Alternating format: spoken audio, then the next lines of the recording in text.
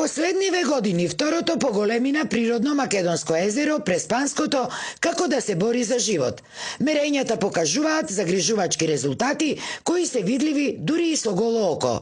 Нивото на езерото е спуштено дури за 2,5 до 3 метри под критичниот минимум, а повлекувањето на водата долж брегот е од неколку стотици метри па се до 3 километри, во зависност од конфигурацијата и местоположбата.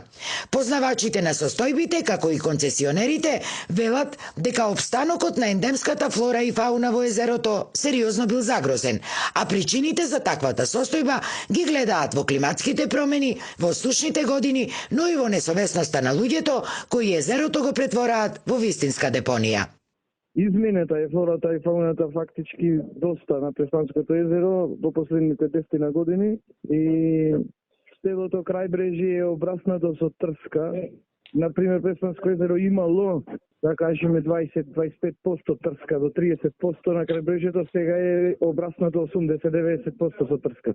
Министерството за животна средина не дава дозвола, значи тоа да се сепка, да се ива, не дава дозвола да се уништи, например, таа трска, се направи тендер за чистење на мулта, на тињата, на барем на плажите на Преспанско езеро, што се во Стење, во Претори, во Сливница, требаше да биде тој проект некаде мај, јуни, меѓутоа пропадна тој тендер и остана тоа како што е сега така.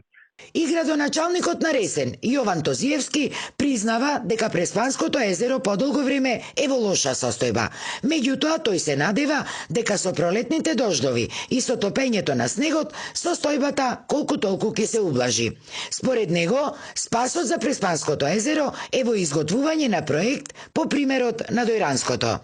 Длабочината, кај што е поголема, понеусетно е бегањето, кај што е помала, длабочината тука е веќе сериозно се познават површински.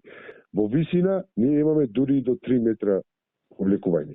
Тоа е многу страшно. Да бидам до крај искрен. Уште не е излезен римскиот пат на суво. Значи некогаш нивото било уште пониско. Така да ова е многу динамично и моделот за спас, лично јас го гледам само дојранскиот модел, ама со вентил, па може да се запрети. Инаку, пред 10 години, тогашната локална и централна власт реализираа повеќе значајни проекти за заживување на туризмот долж Преспанската ривиера, но и за заштита на езерските води.